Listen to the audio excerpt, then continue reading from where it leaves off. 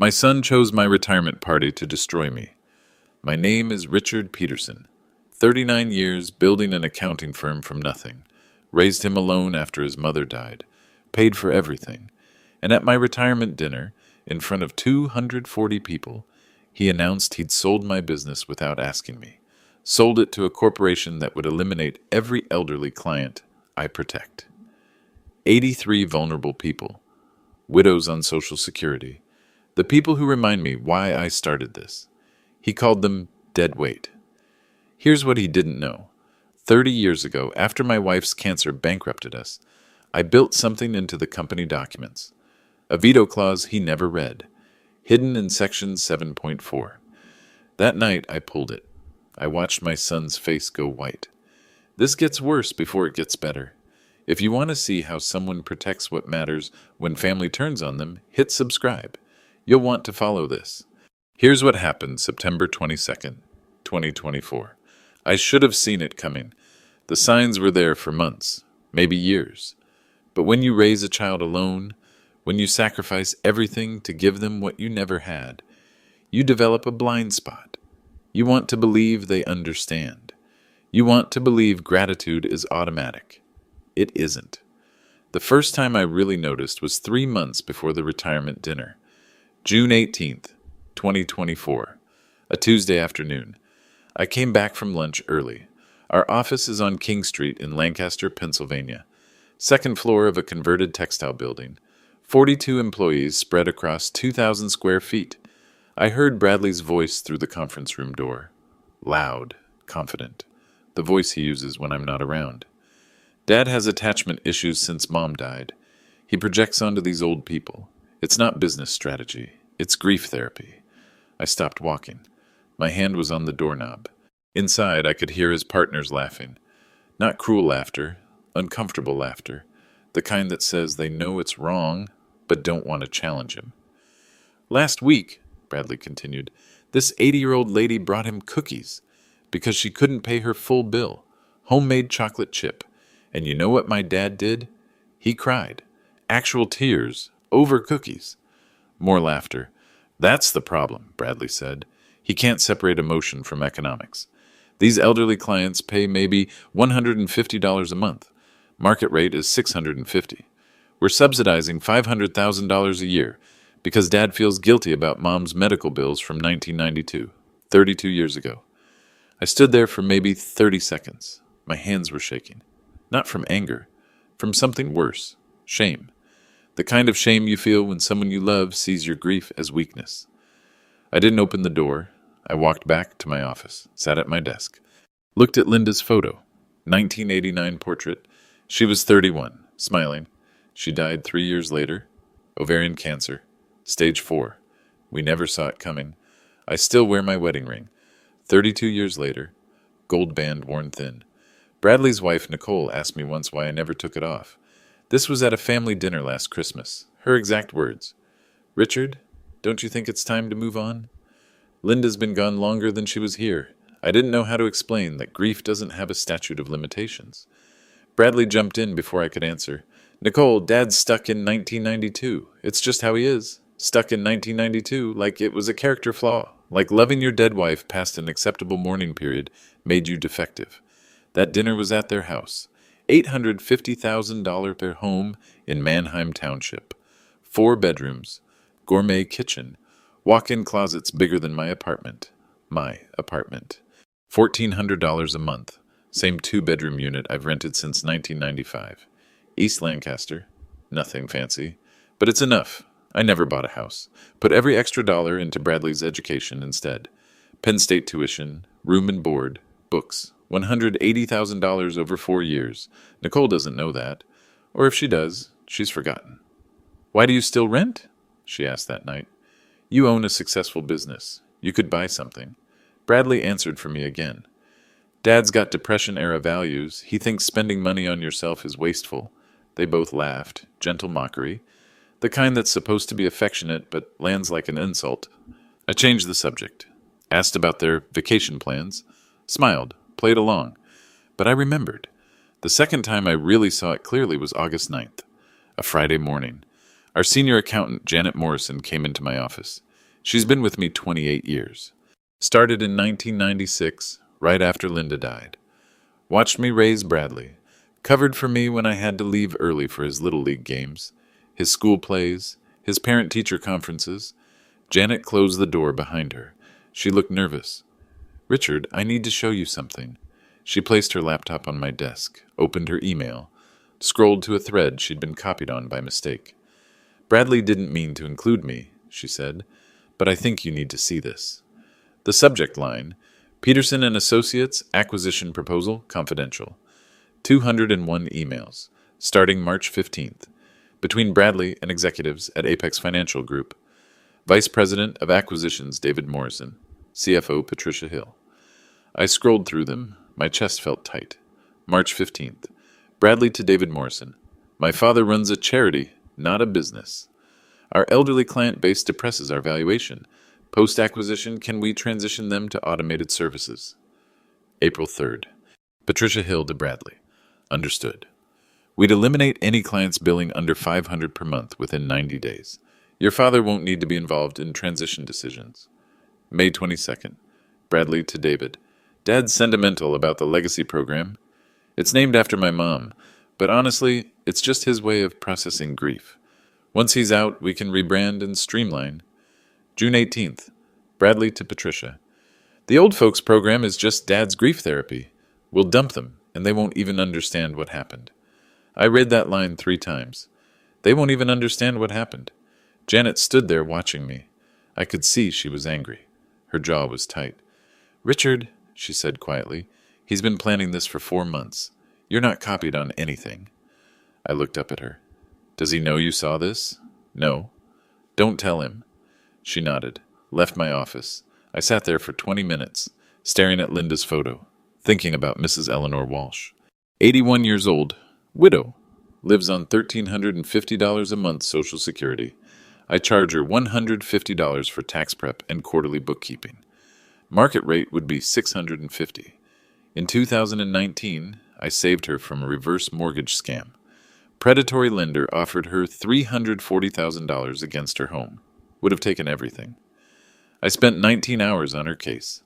Billed 3 hours at $150. She brings me cookies sometimes when the bill is too much. Homemade chocolate chip in a Tupperware container with a handwritten label. "For Mr. Peterson."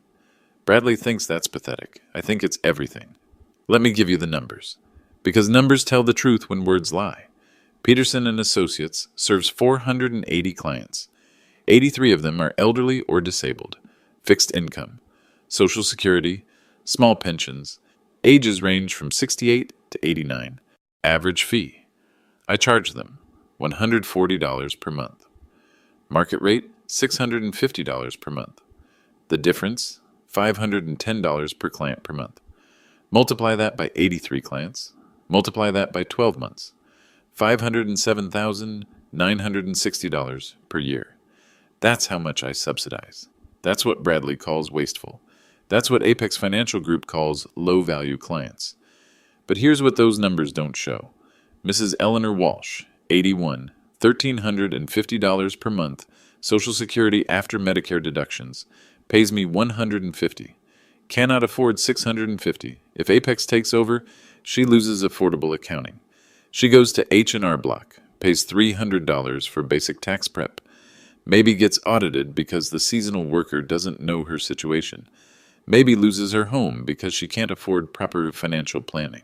Mr. Arthur Bennett, 73. Retired postal worker, $1,500 a month pension, wife has dementia, needs help with medical expense tracking for tax deductions. I charge him $200, market rate $800. Difference keeps them above water. Mrs. Dorothy Hamilton, 68, early widow. Husband died in construction accident 2009. Settlement money in trust. Needs quarterly reviews to prevent her son from draining it. I charge $100. Market rate $700. She trusts me because I treat her with dignity. 83 people. 83 stories. 83 reasons the subsidy matters. Bradley sees $500,000 wasted. I see $500,000 well spent. But the stakes aren't just financial. In 1994, 2 years after Linda died, I restructured the entire business, changed the partnership agreement, created something called the Linda Peterson Memorial Foundation. It's a dual LLC structure. The foundation holds the building, the client list, the goodwill value. The operating company pays rent to the foundation. The foundation board has 5 members. I control 3 votes. Nobody reads partnership agreements, especially not children who assume they'll inherit everything. Bradley signed documents in 2018 when I made him partner. Never read them. Just signed. Asked me how much his distributions would be. I told him, "You'll get what you earn." He heard, "You'll get what you want." 2 different things. From 2020 to 2024, Bradley drew $485,000 in partner distributions. His actual productivity generated maybe $200,000 in net revenue. He's been taking more than he produces, subsidized by the firm, by me, by the clients he wants to eliminate. The irony is perfect, but here's the real stake, the thing that keeps me awake at 3 a.m. If this sale goes through, the Linda Peterson Memorial Foundation gets dissolved. The mission gets erased. 32 years of honoring my wife's memory gone, replaced by streamlined operations and market rate pricing and automated services that elderly clients can't navigate. Linda died because we couldn't afford early intervention. By the time her symptoms got bad enough to see a specialist, it was stage 4. Medical bills, $340,000. Insurance covered $180,000. We declared bankruptcy January 1993. Bradley was 5 years old. An accountant named Bernard Hoffman did our taxes for free for 3 years, helped me restructure debt, showed me how to protect the small amount we had left, refused payment, said, "You've got a little boy to raise. Pay it forward someday." I built the legacy program to pay it forward. Bradley calls it grief therapy. Maybe he's right. Maybe I do project onto these elderly clients. Maybe helping them helps me process what I couldn't do for Linda. But even if that's true, so what? Mrs. Eleanor Walsh still gets affordable accounting. Mr. Arthur Bennett still keeps his house. Mrs. Dorothy Hamilton still has protection from exploitation. My grief has purpose. Bradley's ambition has expense. I know which one I can live with. The retirement dinner is in 2 weeks. September 22nd. Bradley thinks it's a celebration, thinks he's finally taking over, thinks the old man is stepping aside and the real business can begin. He doesn't know about Section 7.4. He doesn't know about the foundation board structure. He doesn't know that Margaret Foster Linda's sister, my sister-in-law, holds the trust that controls the client list. He doesn't know I've been preparing for this moment since 1994. 30 years. That's how long it takes to build a legacy worth protecting. That's how fast someone can try to destroy it. September 3rd. 3 weeks before the retirement dinner, Janet Morrison came to my office again. This time she didn't look nervous. She looked angry. "He did it," she said. "Did what?" "Signed a letter of intent with Apex. Without you." She handed me a printed document. 9 pages. Apex Financial Group letterhead. Dated September 1st. I read it slowly. Peterson and Associates will be acquired for $14.2 million. Transaction to close November 15th, 2024. Seller to facilitate transition of all client relationships, except those deemed non-strategic. Non-strategic. That's what they called 83 elderly people. I flipped to page 6. The signatures. Bradley Peterson, Chief Operating Officer. David Morrison, Vice President of Acquisitions, Apex Financial Group.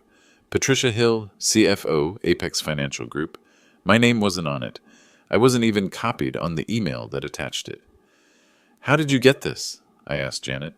"Bradley printed it in the common area. Left it on the printer. I found it this morning." I looked at the date again. September 1st, 2 days ago. "Janet, I need you to do something. Anything. Compile everything, every email, every document, every meeting he's had with Apex. Put it in a folder. Don't tell anyone." She nodded. "Already started." I called Bradley that afternoon, asked him to come to my office. He showed up 20 minutes later, relaxed, confident, wearing a suit that cost more than my monthly rent. "What's up, Dad?"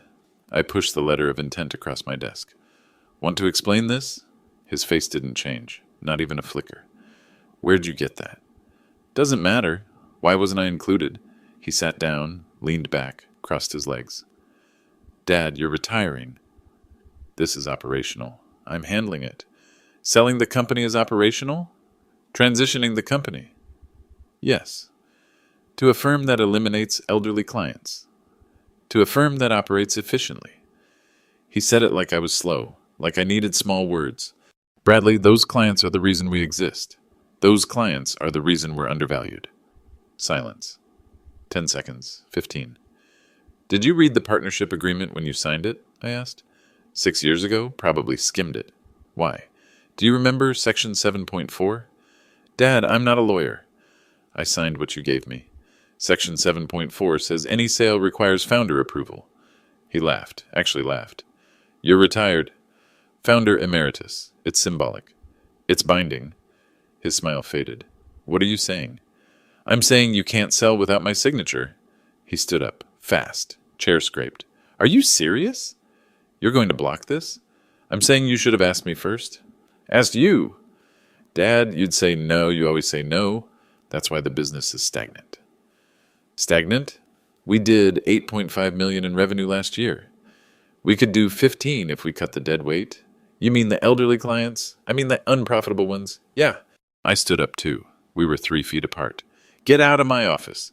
Dad, out, now. He left, slammed the door. That night I called Margaret Foster, Linda's sister. She's 68 now, lives in Littitz, 15 minutes away.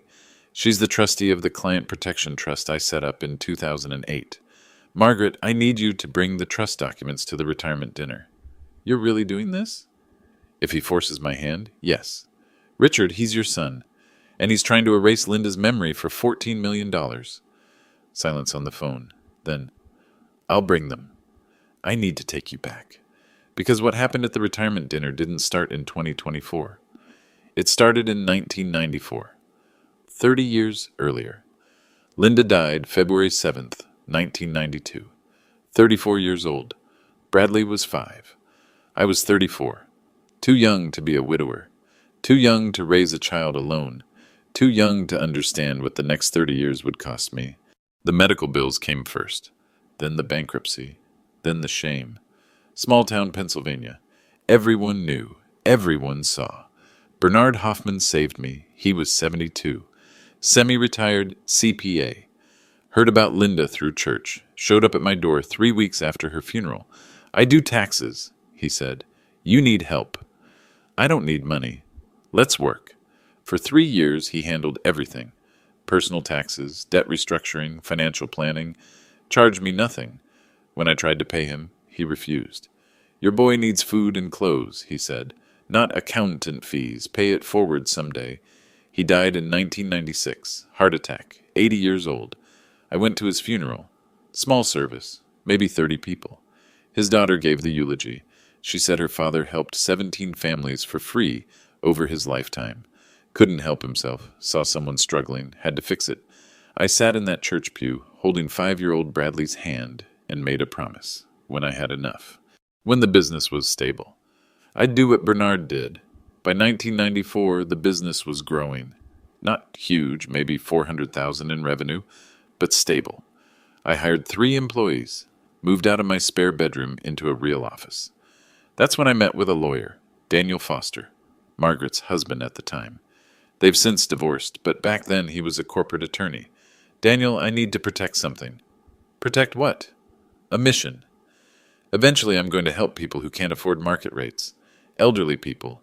People like me after Linda died. I need to make sure nobody can undo that. Not a partner, not a buyer, not even me if I lose my mind someday. He looked at me for a long time. You want to build a cage around generosity? Yes, that's unusual. Linda died because we couldn't afford early intervention. I'm not letting anyone else go through that if I can help. But I need it protected legally. We spent 6 weeks drafting documents. Partnership agreement, LLC operating agreement, something called the Linda Peterson Memorial Foundation. 2 entities, one holds the assets, one runs the operations. The key was Section 7.4, Founder's Veto. Any sale or major restructuring requires my written consent. Doesn't expire, doesn't transfer, can't be voted away. This is ironclad, Daniel said, but it's also a nuclear option. If you use it, you're burning bridges. I'm building fire breaks, he nodded. Just remember, legal protection doesn't fix family problems. I filed everything October 1994. Paid $4,000 in legal fees, worth every penny. In 2008, I added another layer. Margaret became trustee of the Client Protection Trust. The elderly client list lives in that trust. Can't be sold. Can't be transferred without her approval. Bradley doesn't know about it. Never asked. Never cared. 2018. Bradley graduates Penn State, business degree. Joins the firm. I make him partner in year 2. Generous terms. 30% ownership. Path to 40% at year 5. He signs everything without reading. I remember sitting across from him in the conference room. Bradley, you should read these carefully. Dad, I trust you. Trust. Past tense. The retirement dinner is September 22nd. 18 days away. Bradley thinks he's inheriting control. Thinks the old man is stepping aside. Margaret will be there. With the trust documents. Janet will be there. With the evidence. The elderly clients will be there, including Mrs. Eleanor Walsh. And I'll be there. With Section 7.4, 30 years of preparation, 18 days until execution, September 22nd, 2024, 6 p.m., Main Street Community Hall, Lancaster, Pennsylvania. The retirement dinner. I arrived early. Margaret was already there, sitting at a table near the front. She had a brown leather folder in front of her. Brass clasp. I recognized it. The trust documents. She nodded at me. I nodded back. The room filled up fast. 240 people, 42 employees from the firm, 83 elderly clients, most brought family members, business partners, community leaders, local press. Mrs. Eleanor Walsh sat 3 tables from the stage, her daughter beside her. Eleanor wore a blue dress, hair done. She waved when she saw me. Big smile. I waved back.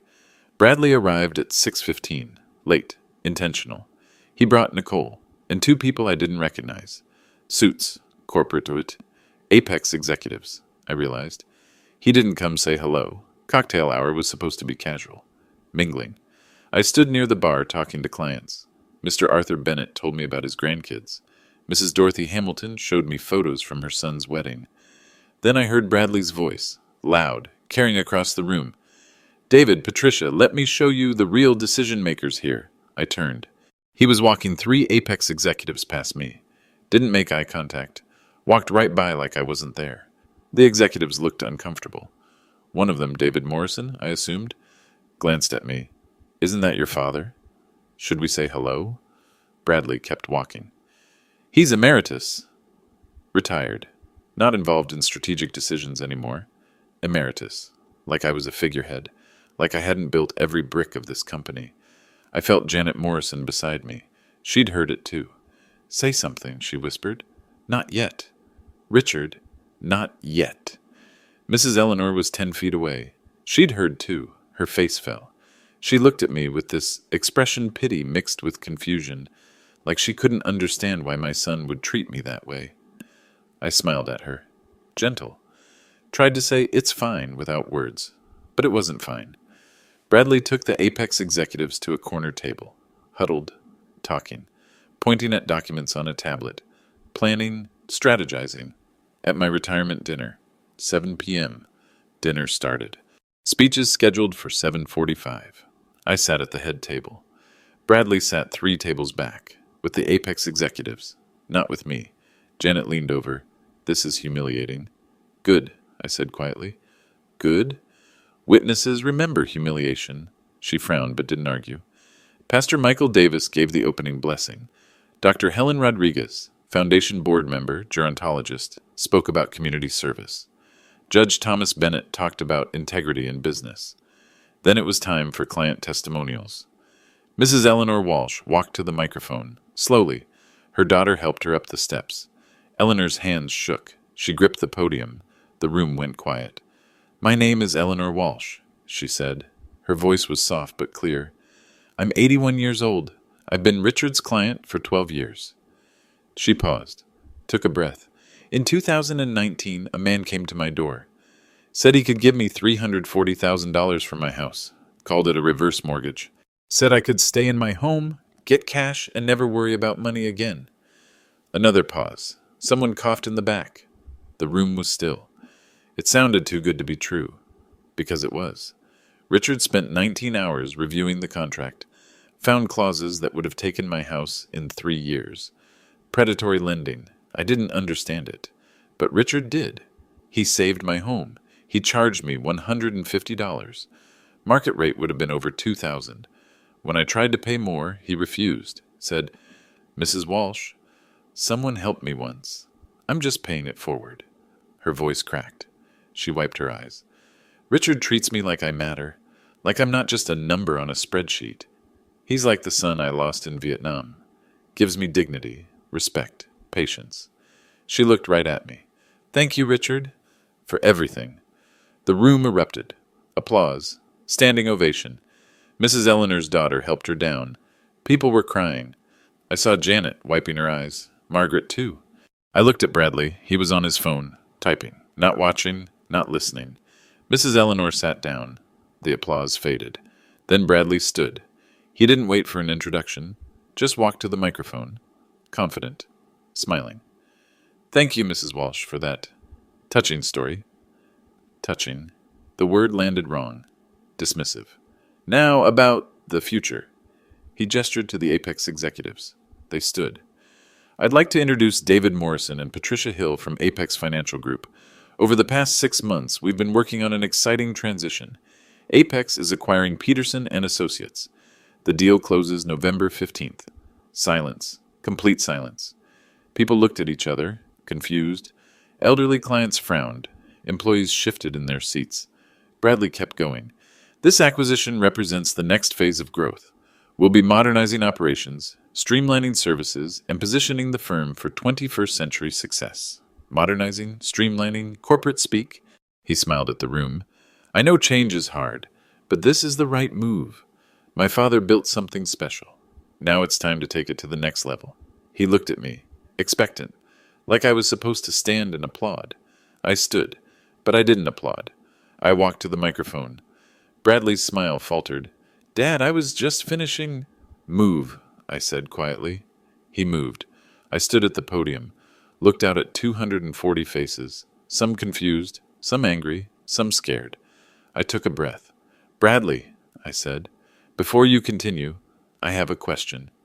Bradley stood 3 feet from me. The Apex executives sat frozen at their table. Every eye in the room was on us. "Dad, this isn't the time. Do you remember why I started the Legacy Program?" He blinked. "What?" "The Legacy Program. The elderly clients. The reduced fees. Do you remember why?" "Dad, that was 30 years ago. Things change. Answer the question." The room was silent. 240 people holding their breath. Bradley's jaw tightened. "You wanted to help people. Fine. You helped people. Now it's time to— Your mother died when you were 5. He stopped. His face went pale. I kept going. My voice was steady, quiet, but it carried. February 7th, 1992. Linda Peterson, ovarian cancer, stage 4, 34 years old. Medical bills, $340,000. Insurance covered $180,000. We declared bankruptcy January 1993. You were 5. You don't remember. Bradley's mouth opened. Nothing came out. An accountant named Bernard Hoffman did our taxes for free for 3 years. Refused payment. Said, "You've got a little boy to raise. Pay it forward someday." I reached down. Margaret was standing. She handed me the leather folder. "I built the Legacy Program to honor your mother, to pay forward what Bernard Hoffman did for us, to make sure no one else lost everything because they couldn't afford help." I opened the folder, pulled out a document. "This is the 1994 partnership agreement, the one you signed in 2018 without reading." Bradley's face flushed. "Dad, everyone knows you have sentimental attachments, but legally—" "Section 7.4, I interrupted. I read aloud. "Any sale, merger, or transfer of more than 25% ownership requires written consent of the founder. This provision shall remain in effect during the founder's lifetime and cannot be amended, revoked, or superseded by majority vote." I looked up. "I'm the founder. You need my signature. You don't have it." Silence. Then murmurs. People leaning to each other, whispering. David Morrison, the Apex executive, stood up. Mr. Peterson, we were assured by Bradley that all governance requirements were satisfied. He lied. The word hung in the air. Bradley's voice cracked. Dad, you can't just... I'm not finished. I pulled out another document. This is the Linda Peterson Memorial Foundation structure. Established 2008, Peterson and Associates operates as a subsidiary. The foundation holds the building, the client list, and the goodwill value. Any sale requires foundation board approval. The board has 5 members. I control 3 votes. I gestured to the room. Pastor Michael Davis, Dr. Helen Rodriguez, Judge Thomas Bennett, all board members, all present, all voting with me tonight. The 3 of them stood, nodded. Bradley looked like he'd been hit. This is insane. You can't block a $14 million deal over what? Say it. Over some old people who don't even...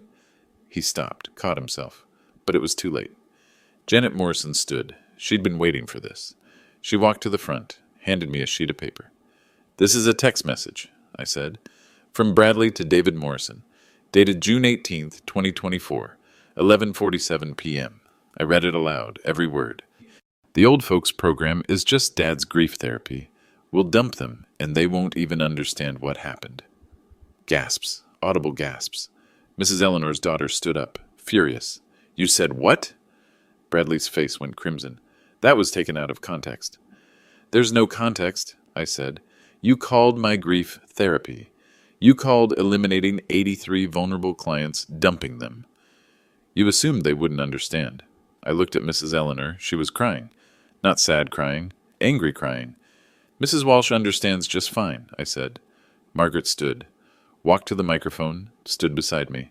My name is Margaret Foster. I'm Linda Peterson's sister, Richard's sister-in-law. I'm also the trustee of the Client Protection Trust established in 2008. The elderly client list is held in that trust. Any transfer requires my written consent. I do not consent. She looked at Bradley. Her voice was ice. My sister died 32 years ago. Richard honored her memory by helping people like you never could. You tried to sell her legacy. I will spend every dollar I have fighting you. Bradley looked around, desperate. This is a conspiracy. You're all... Judge Thomas Bennett stood, 76 years old, retired family court judge, voice like granite. Young man, I've reviewed the documents. Your father's legal structure is airtight. You have 0 authority to proceed. If you continue, you'll face breach of fiduciary duty charges. I suggest you sit down. Bradley didn't sit. He turned to the Apex executives. David, Patricia, we can work around this. David Morrison shook his head. Mr. Peterson, you guaranteed full authority. You misrepresented the governance structure. This deal is void. Patricia Hill was already packing her tablet.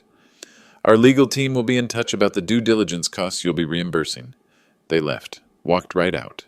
Apex was done. Bradley stood there, alone, humiliated. At 240 witnesses, I pulled out one more document. This is the operating agreement, section 9.2.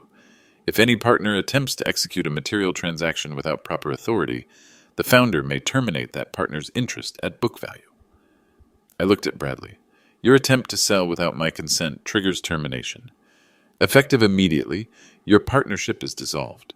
You'll receive your capital account balance minus the $485,000 in excess distributions you took from 2020 to 2024. Janet will process the paperwork Monday. His voice was a whisper. You're taking everything from me. No, I'm taking back what was never yours to sell. Your mother's memory isn't for sale. He looked at me, eyes wet, voice shaking. I'm your son. Then act like it. He turned, walked to the exit. Nicole followed. The doors closed behind them. The room was silent for 10 seconds.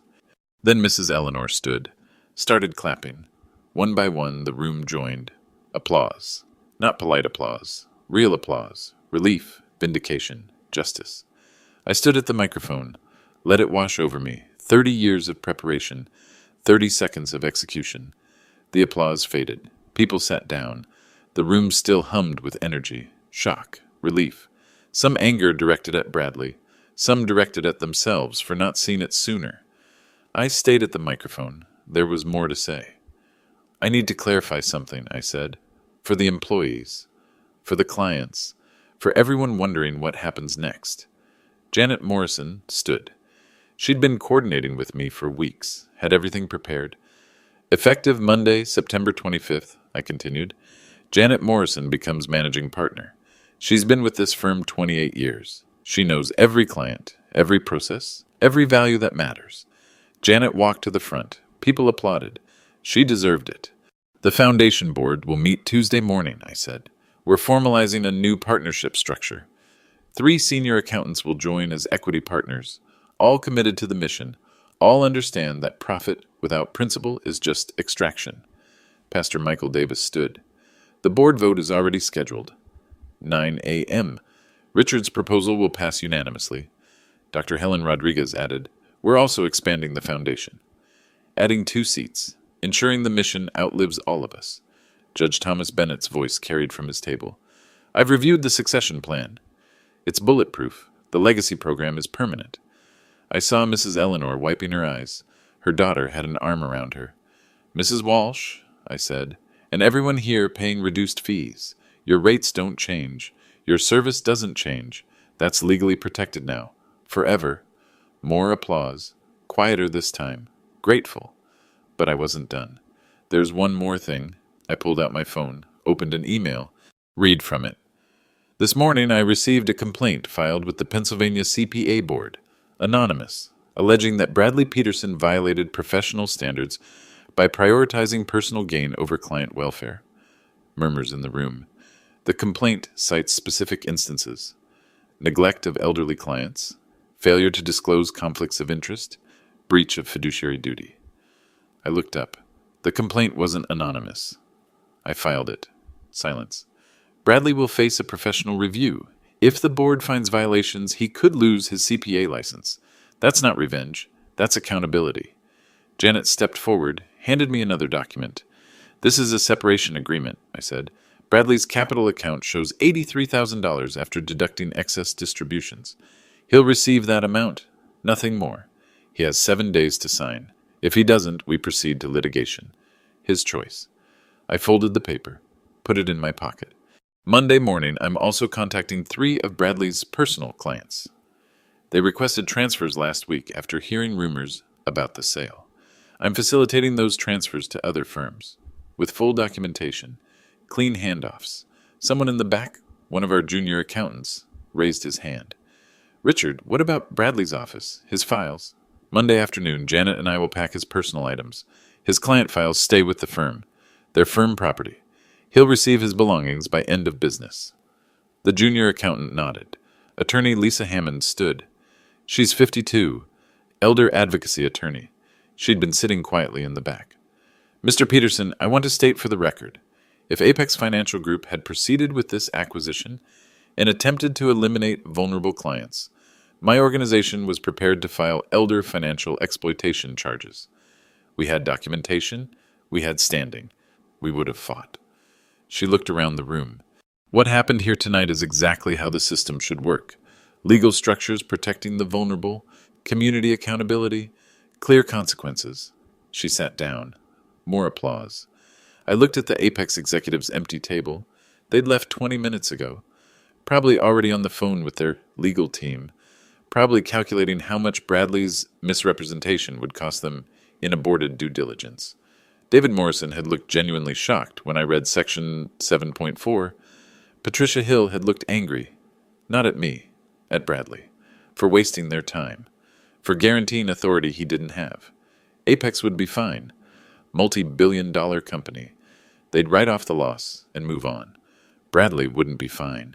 His reputation in Lancaster's business community? Destroyed. His promised VP position? Gone. His partnership?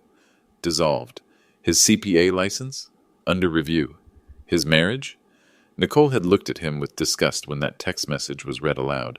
He'd lost everything in one night, because he tried to sell something that wasn't his, because he called my grief therapy, because he assumed 83 elderly people wouldn't understand what happened to them. I looked at Mrs. Eleanor. She was smiling now, talking to her daughter, relieved. She understood perfectly. They all did. Thank you for coming tonight, I said. Despite the drama, this is still a celebration. 39 years of service, 83 vulnerable clients protected, a mission secured for the next generation. I stepped back from the microphone. Pastor Davis closed with a benediction. People mingled, hugged. Several clients came up to thank me personally. Employees asked questions about Monday's transition. Janet handled most of it. She was ready. Margaret approached, handed me the leather folder. "You did the right thing," she said. "Linda would have done the same. Linda would be proud." I nodded, couldn't speak, emotion finally catching up. 30 years of preparation. One night of execution. One legacy protected. The next morning, September 23rd, I woke up at 5:30 a.m., same as always, made coffee, sat at my kitchen table, looked at my phone. 47 text messages, 22 emails, 3 voicemails. I started with the voicemails. First one, Janet Morrison. "Richard, Lancaster Online wants an interview. So does WGAL News. And someone from the Philadelphia Inquirer called. How do you want to handle press?" Second one, attorney Lisa Hammond. "Mr. Peterson, 3 other elderly clients from different firms called my office this morning. They heard what happened. They want to know if their accountants have similar protections. Can we talk?" Third one, Margaret Foster. "Richard, Bradley called me at midnight. Drunk, angry. Said we conspired against him. Said you poisoned me against him. I told him the truth. You protected Linda's memory and he tried to sell it. He hung up on me. I deleted the voicemails. Opened emails. Subject line, local accountant stands up to corporate takeover. Lancaster Online. Posted 6:14 a.m. Someone had leaked the story. Probably someone at the dinner. Maybe one of the younger employees. The article was fair. Quoted sources present at the retirement dinner. Described the showdown. Included Bradley's text message. Called it a David versus Goliath story about protecting vulnerable populations. By 7 a.m., the article had 143 comments. I scrolled through them. Good for Richard. These corporate vultures need to be stopped. My elderly mother uses Peterson and Associates. She was terrified about the sale. So grateful he fought back. Bradley Peterson should be ashamed. Calling elderly clients grief therapy. Disgusting. This is what integrity looks like. Rare these days. Not all the comments were positive. Some people thought I was being vindictive. Overly emotional. Blocking progress because I couldn't let go of the past. One comment stuck with me. He destroyed his own son's career over sentimentality. That's not strength. That's cruelty. I closed the browser. By 8 a.m., Janet called. "Richard, Bradley's wife Nicole just called the office." "What did she say?" "She said she's filing for separation, moving to her parents' house in Hershey, asked if we could box up any personal items of hers from Bradley's office before Monday." "We'll handle it." "Richard," she was crying, said she didn't know about the text message, said if she'd known how Bradley talked about you, about the clients, she never would have supported the sale. I didn't respond. Janet continued. 3 of Bradley's personal clients called, requesting immediate transfers. They don't want to be associated with him. They're embarrassed. Facilitate the transfers. Full documentation. Already started. By 9 a.m., the Pennsylvania CPA Board confirmed receipt of my complaint. Formal review process would begin within 30 days. Bradley had the right to respond in writing. Hearing scheduled for November, if necessary. By 10 a.m., David Morrison from Apex Financial Group sent an email. Subject: Aborted acquisition, cost recovery. Mr. Peterson, Apex Financial Group incurred $83,000 in due diligence costs based on Bradley Peterson's representations about governance authority.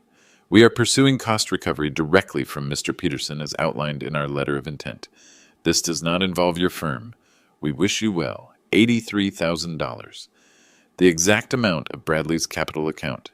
He'd get nothing. By noon, the Philadelphia Inquirer called my cell phone. I let it go to voicemail. Then a producer from KYW News Radio.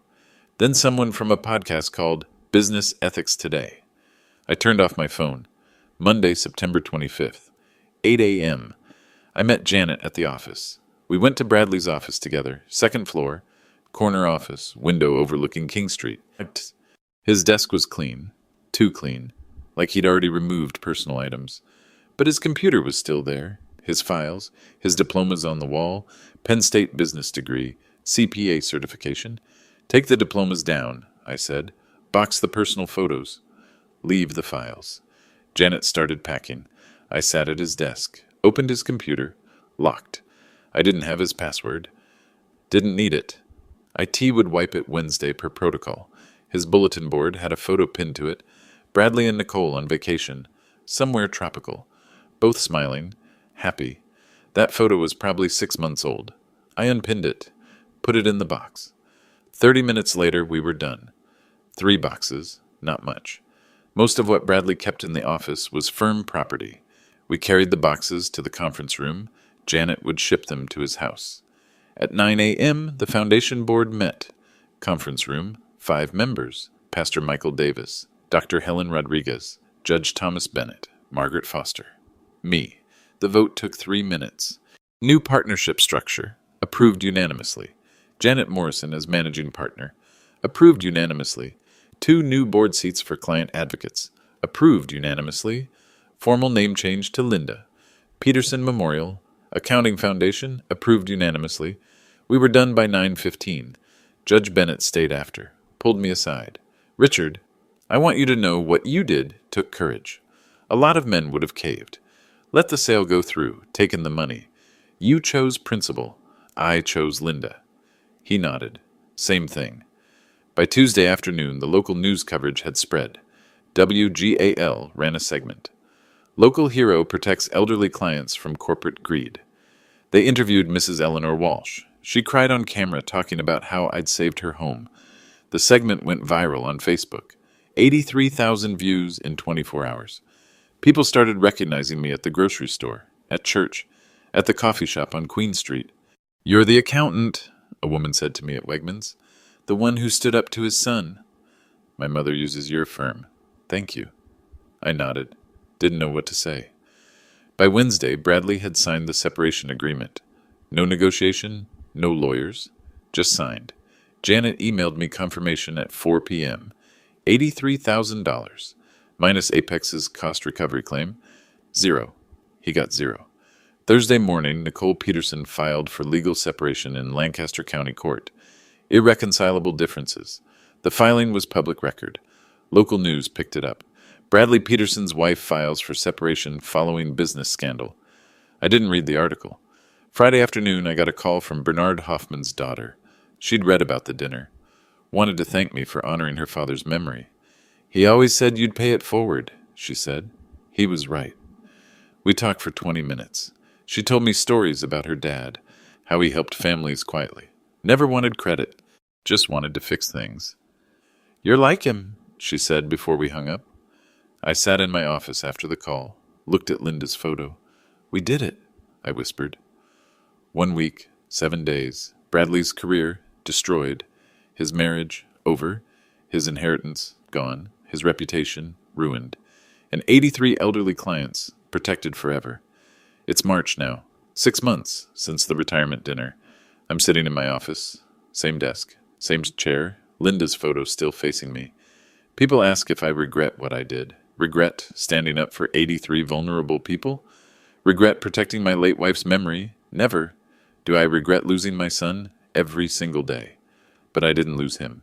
He chose to walk away when I wouldn't let him exploit people who remind me of what Linda and I went through. He chose money over mission, corporate prestige over family legacy, $14 million over 83 human beings. I couldn't choose differently, even if I wanted to. Some people think that makes me cold, unforgiving. A father who values strangers over his own child. They're wrong. I love Bradley. I always will. But love without boundaries isn't love. It's enabling. I raised him to honor his mother, to respect sacrifice, to understand that some things are worth more than their market value. If he won't do it willingly, I had to enforce it legally. That's not cruelty. That's consequence. Bradley lives in Pittsburgh now, works at a mid-size accounting firm, took a 60% pay cut from what he made here. His CPA license survived review barely. Board issued a formal reprimand. Goes on his permanent record. He hasn't called me in 6 months, hasn't texted, hasn't emailed. Margaret talks to him sometimes, says he's angry, bitter, blames me for everything, his divorce, his career setback, his humiliation. She asked me once, "Do you think he'll ever understand?" I said, I don't know, but I hope so, because the alternative is spending your life angry at consequences you created. The firm is thriving. Janet Morrison is a phenomenal managing partner. Better than I was in some ways. More organized, more delegative, less emotionally attached to every decision. Revenue is up 11% year over year. We added 6 new employees. The elderly client program expanded. We're now serving 91 vulnerable clients, 8 more than when Bradley tried to sell. Word spread. Elderly people from surrounding counties started calling, asking if we had room for more. We made room. Mrs. Eleanor Walsh still brings me cookies. Last month she brought snickerdoodles, said she was experimenting with new recipes. They were terrible. I ate 3 and told her they were perfect. She knows they weren't. But she also knows I'd never tell her the truth. That's the thing about dignity. Sometimes it's letting someone give you terrible cookies because they need to feel useful. The foundation has a waiting list now. Young accountants want to work here. They saw the news coverage. Read the articles. Want to be part of something that values people over profit. We hired 2 new CPAs last month, both under 30. Both could have made 40,000 more at corporate firms. Both chose us anyway. One of them told me during her interview, I want to work somewhere my grief can become generosity.